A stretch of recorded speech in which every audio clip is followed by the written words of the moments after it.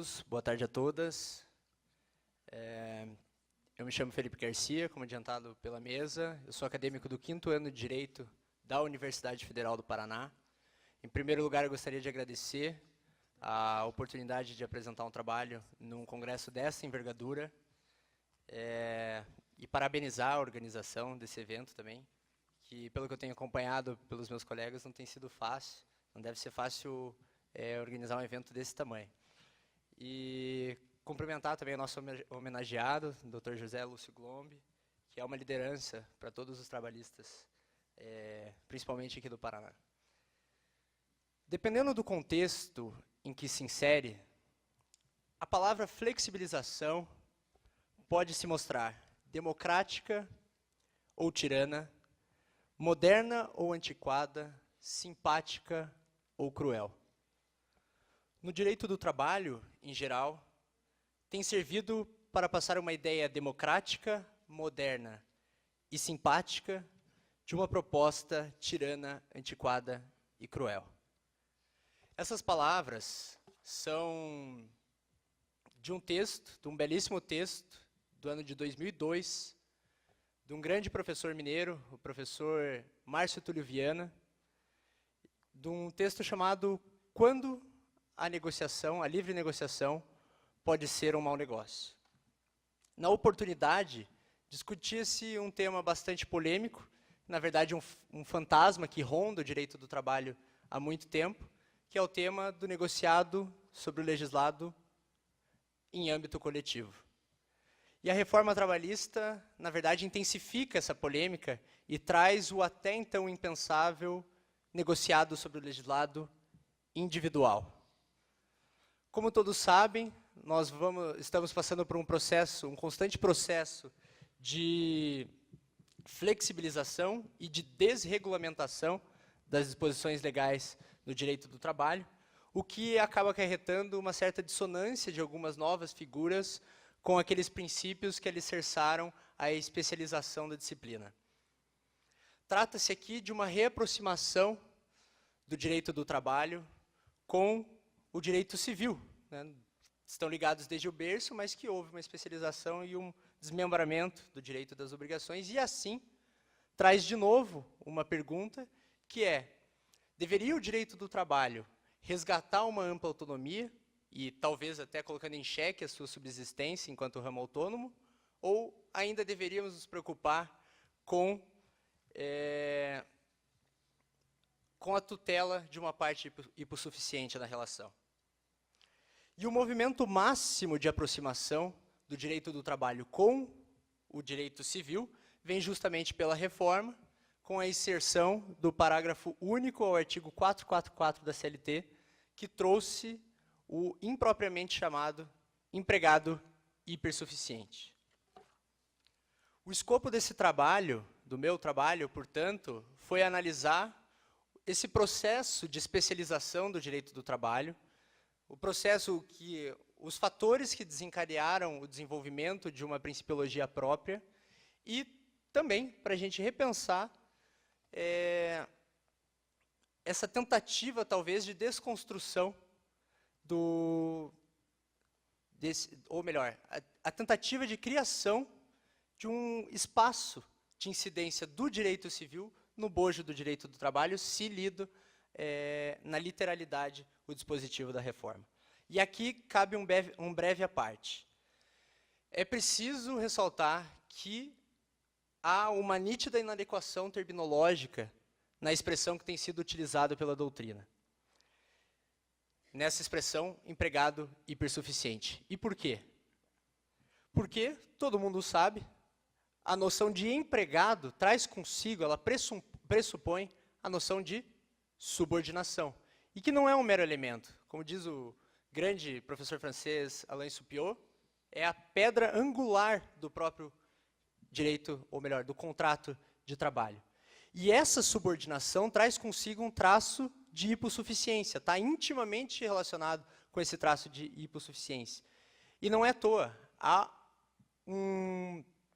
uma inter-relação entre a hipossuficiência e a subordinação. Afinal, é a hipossuficiência que vai fazer com que o empregado se sujeite, mas também, a partir do momento que ele está subordinado, é da subordinação que vai decorrer uma posição de hipossuficiência do empregado. E se é assim, como que a gente faz para compatibilizar as noções de empregado e hipersuficiente? Na verdade, há aqui uma imprecisão terminológica, uma contradição em termos, e que é uma terminologia que deve ser afastada e não abraçada pela doutrina, como muitas vezes tem acontecido. Mas apenas para evitar confusões, eu vou utilizar o termo hipersuficiente, mas deixando registrado aqui a inadequação terminológica. Bom, o direito civil clássico, aquele de natureza liberal, voluntarista e individualista, ele erigia-se, grosso modo, evidentemente, de pelo menos 3 princípios que fundamentavam esse ramo. O princípio da autonomia da vontade, ainda, que é responsável por retirar o Estado da relação entre privados, o princípio da força obrigatória dos contratos ou da conservação dos pactos, é o pacta sunt servanda, o Estado como mero garantidor do cumprimento daqueles pactos para a garantia da segurança nas transações econômicas, e o princípio dos efeitos relativos do contrato, porque a negociação, enquanto expressão da autonomia dos sujeitos, não poderia atingir outros particulares, senão aqueles que manifestaram a vontade. E é evidente que o direito do trabalho teve que dar uma resposta a isso e teve que se desmembrar. Aliás, nem o direito civil mais está fundado restritamente a isso aqui, mas o direito do trabalho com maior razão. E um exemplo, que até vou utilizar depois, é a equiparação salarial, né, com relação à superação dos efeitos relativos do contrato. Uma negociação individualmente perpetrada entre o empregado e o empregador, que surtam efeitos econômicos, podem gerar efeitos em toda uma coletividade de trabalhadores, então que não fique sujeito somente àquelas partes. Assim, o contrato moderno, na acepção da civilística clássica, que foi pensado lá no século XIX, era uma figura jurídica que foi criada para uma sociedade onde se pressupunha a igualdade e a liberdade. Só que se percebeu que em determinadas relações acontecia algo um pouco diferente, e especialmente naquelas relações contratuais onde nos polos subjetivos estavam industriais, não dá para chamar empregador ainda, mas industriais e trabalhadores. A liberdade contratual, aquele pilar do direito civil clássico, ele também era utilizado de uma maneira um pouco diferente nesse tipo de relações. E o que acontecia na prática, e como bem lembra Enzo Roppo na clássica obra O Contrato, e a gente nem está falando aqui de um trabalhista, o trabalhador, nessa situação, ele tinha a liberdade de escolher entre se submeter às imposições do patrão, do industrial, ou renunciar ao trabalho e, consequentemente, à própria subsistência. É numa lógica do, nas palavras dele, pegar ou largar. E nessa lógica, a expressão autonomia da vontade passa a ser considerada uma expressão de um superado individualismo. E não apenas no direito do trabalho, mas o próprio direito civil abandona essa categoria diante das iniquidades materiais que a ampla autonomia acabou gerando, e foi necessário, portanto, mitigar os excessos desse direito civil clássico. E tanto é assim que a denominação autonomia da vontade, ela perde o seu valor para ocupar o seu lugar a expressão autonomia privada, com vistas justamente a superar essa velha concepção liberal e individualista que exaltava o dogma da vontade. Mas, se é verdade que é a principiologia que é ela responsável por a gente tratar o direito do trabalho como um ramo autônomo, como ficam os princípios diante dessa nova categoria de empregados, chamado empregado hipersuficiente? Eu já adianto aqui que eu entendo, sim, que determinados empregados têm que ser tratados de alguma maneira diferente, com uma carga de negociação um pouco maior, mas que não é esse vale-tudo que o legislador tentou colocar. Então, já estou vendo que está esgotando o meu tempo, Vou passar muito rapidamente pelos princípios. No meu trabalho, eu passo mais detidamente por cada um deles. Se quiserem conversar comigo depois, eu vou estar à disposição, vou estar por aí. Então, o princípio da proteção. Em primeiro lugar, proteger o empregado de que maneira? Reduzindo o espaço reservado à autonomia privada daquele sujeito.